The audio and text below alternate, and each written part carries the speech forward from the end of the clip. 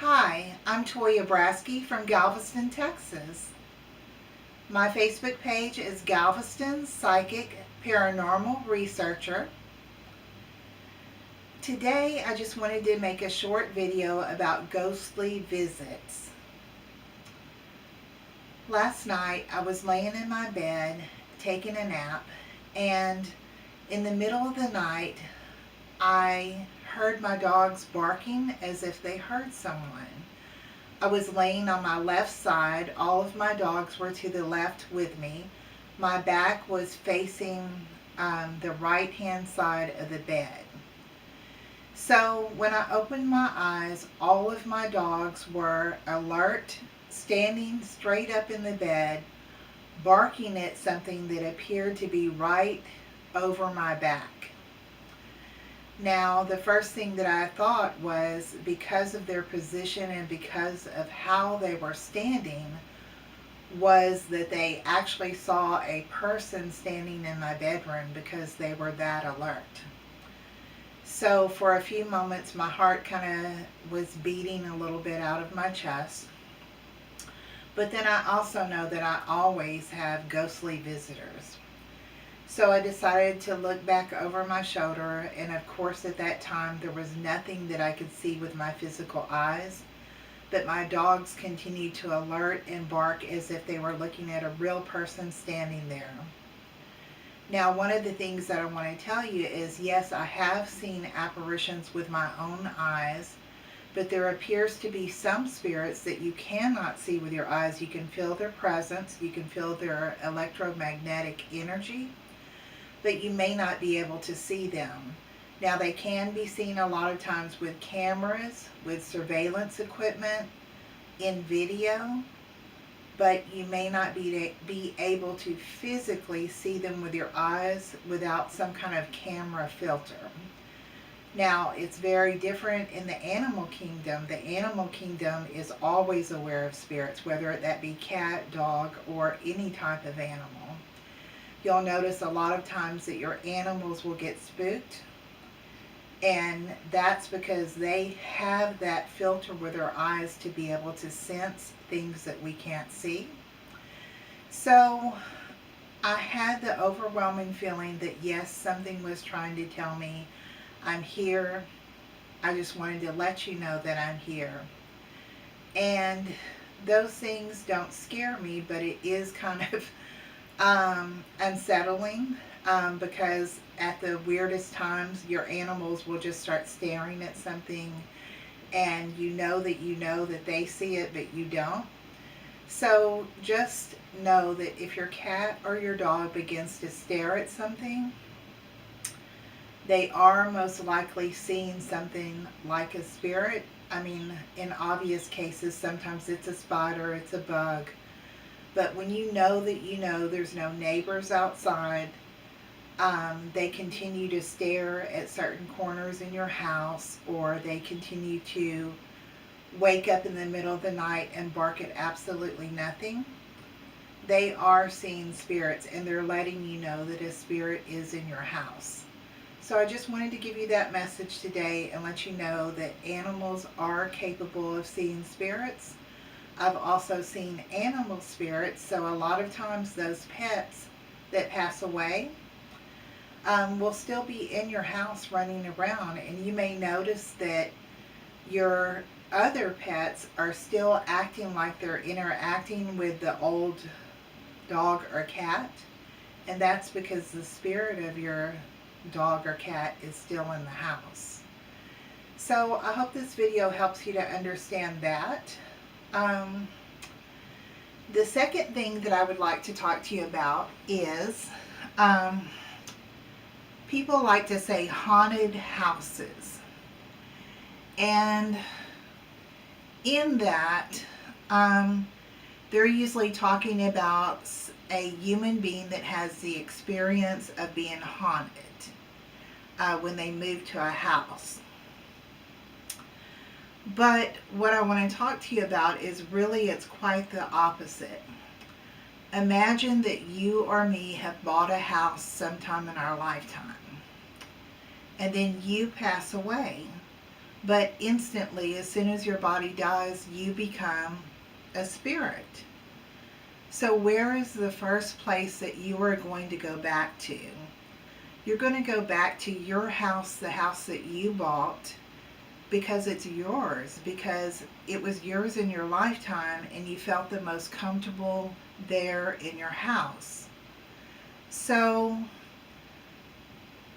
a good way to explain it would be is after you die, of course, other people move into your house, and the spirit of that original owner, whether that just be the land that was there before and you built a new house on it, or whether you bought someone else's house that may have passed away in the past, that spirit will often go to the place that it was the most comfortable.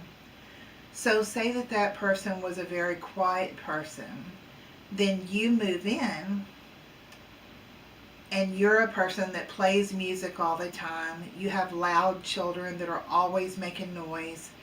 Spirits are exactly like you and me. They can hear, they can feel, they can see, they sleep, they travel. So a lot of times they may be enjoying the quiet house that they used to know. Then here you come with your loud children, your pets. Maybe they were a very religious person. So you come in and you are in a gay relationship, something that they did not agree with at all. So, of course, that spirit is going to react in negative ways to let you know, hey, I don't like this. It may be something like stuff falling over in your house, electronic disturbances with your computer, with your telephone. Um, you may notice that a room just feels uncomfortable. Your children may say, Mama, there's somebody in the room with me, or I'm afraid to sleep in my room. That doesn't mean that those spirits are necessarily evil spirits. It just means that they are bothered by you being in the place that they used to call their own. So sometimes in those cases, instead of trying to call a preacher, instead of trying to bless the house because you think that it's full of demons or things like that. And just as I'm talking about that, something fell off the shelf over there. You can't see it on camera, but I did. It just completely by itself fell off the cabinet onto the floor. So spirits like to let you know just like that you are in their space, that they used to live in this space, and maybe they just want you to be a little quieter, to give them a little space, to coexist with them. So that was my stories for today, and I just wanted to let you know that in the spirit of the Native Americans, I love to dress up. I love to wear their clothing. I like to paint my face. It doesn't mean that I'm disrespecting any type of culture. I honestly believe when you dress in another culture's style or ethnic style, that you are honoring them. Now, I have a great-great-grandmother in our family that was Cherokee. When I did a DNA test with Ancestry, no Cherokee DNA came up in my blood, and I'm not sure if that's a special test or I just didn't see it, or they didn't detect it. And I know DNA will not always be evenly distributed throughout your family. So I may not have gotten any DNA from my ancestors. But I do know that we did have Cherokee in our family with my great-grandmother. And so I've always honored the American Indian. I also love the American Indian spiritual practices. I believe in the great physician. I love some of the things that they have done with their chants and their dancing and all of those things. I'm 60 years old. but I still love to dress up in beautiful clothing. I still love to adorn my hair with crowns and things like that. I like to occasionally paint my face or put rhinestones on it. And I'm here to tell you, don't let anybody try to tell you that you're too old or you shouldn't dress a certain way. Be yourself. These are the things that I love. And I imagine until I'm 100 or until I pass over to the other side, I'm going to be as fancy as you can imagine. So, anyway, this is part of my true character. And once again, I just like to come to you and give you little stories.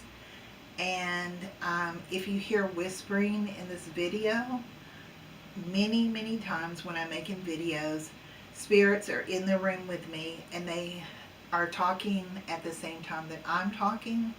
So just know when you hear those other voices, it's not me, it's not the TV, everything is off. It may be them talking in the background. So have a good day. I hope you enjoyed this little short video. Bye. I love y'all. Thank you to my 61st follower. Thank you. Bye.